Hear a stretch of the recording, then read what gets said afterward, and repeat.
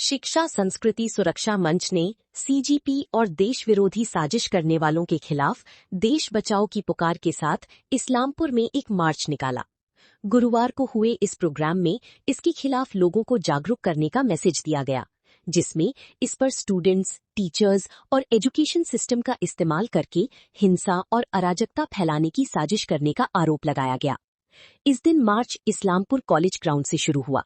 शहर की अलग अलग जरूरी सड़कों से परिक्रमा करने के बाद जुलूस इस्लामपुर बस टर्मिनस पहुंचा। वहां एक रोड मीटिंग के साथ प्रोग्राम खत्म हुआ। संगठन की नेतृत्व का दावा है कि ये मार्च देश की एजुकेशनल इंस्टीट्यूशंस और स्टूडेंट कम्युनिटी का इस्तेमाल करके अशांति और हिंसा फैलाने की किसी भी साजिश के खिलाफ आम लोगों को जागरूक करने के लिए निकाला गया है। इसके साथ ही सभी देशभक्त नागरिकों से देश विरोधी गतिविधियों और अराजकता को रोकने के लिए एकजुट होने की भी अपील की गई। शिक्षा संस्कृति सुरक्षा मंच के सदस्यों और समर्थकों के साथ साथ अलग अलग तबके के लोगों ने मार्च में हिस्सा लिया। प्रोग्राम के दौरान पुलिस इस्लामपुर शहर के अलग अलग इलाकों पर कड़ी नजर रख रही थी। আপনারা সকলেই জানেন যে বর্তমান ভারতবর্ষে একটা বিভেদকামী শক্তি, বিচ্ছিন্নতাবাদী শক্তি একটা অরাজক পরিস্থিতিকে সৃষ্টি করেছে। ছাত্রছাত্রী, তথাকথিত ছাত্রছাত্রীদের সামনে রেখে একটা ফোর্স, যারা যে ফোর্সে মূলত চারটি শক্তি রয়েছে, একটা বৈদেশিক শক্তি, বৈদেশিক দুটি অ্যাব্রাহামিক রিলিজিয়ান্স এবং তার সাথে কমিউনিস্ট ফোর্সেস এবং গ্লোবাল ক্যাপিটাল মার্কেটস, এরা চারটা শক্তি মিলে ভারতবর্ষকে দীর্ঘদিন ধরে একটা বিচ্ছিন্ন করার যে পরিকল্পনা, আজাদি, কিসের আজাদি? ভারতবর্ষ স্বাধীন সার্বভৌম রাষ্ট্র, যে রাষ্ট্রে মানুষ নিজের ভোটাধিকার, মতাধিকার বছরের পর বছর, দশকের পর দশক প্রয়োগ করে চলেছে। একটি উদাহরণ নেই, একটিও গণ অভ্যুত্থানের উদাহরণ নেই। এমন একটি রাষ্ট্র যেখানে জরুরি অবস্থায় একবার কেবলমাত্র জারি হয়েছিল 1975 খ্রিস্টাব্দে। তার পরবর্তী সময় 1977-এ যখন ভোট হয় তখন শ্রীমতী ইন্দিরা গান্ধী পরাস্ত হন। এছাড়া ভারতবর্ষের ইতিহাসে, গণতান্ত্রিক ইতিহাসে একটাও এ ধরনের ঘটনা নেই। সেই রকম একটি রাষ্ট্রকে অস্থিতিশীল করার জন্য যা যা করণীয় তথাকথিত ছাত্রদের সামনে নিয়ে, যদিও তাদের যে সমস্ত আইডেন্টিটিসগুলো আসছে সে নিয়ে আমাদের যথেষ্ট সন্দেহ রয়েছে। এবং সামনে কে আসছেন?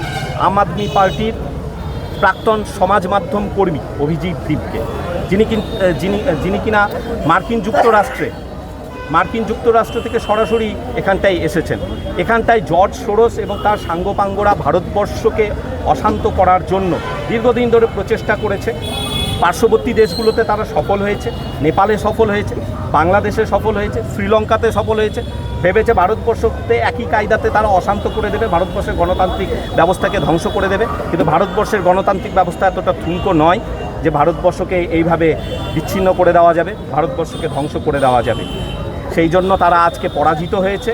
তাদের আন্দোলন জেন জি যারা একদম অল্প বয়সী ছেলেমেয়েরা, তারা ছুঁড়ে ফেলে দিয়েছে। আপনারা দেখলেন ঐতিহাসিক একটি পদযাত্রা এবং পথসভা এখানে অনুষ্ঠিত হয়েছে। ঈশ্বরপুরের ইতিহাসে আমি দীর্ঘদিন ধরে রাষ্ট্রবাদী সংগঠনের সাথে যুক্ত আছি, কিন্তু এই রকম, বিশ্বাস করুন, এইরকম পদযাত্রা এবং পথসভা আমি অন্ততপক্ষে দেখি।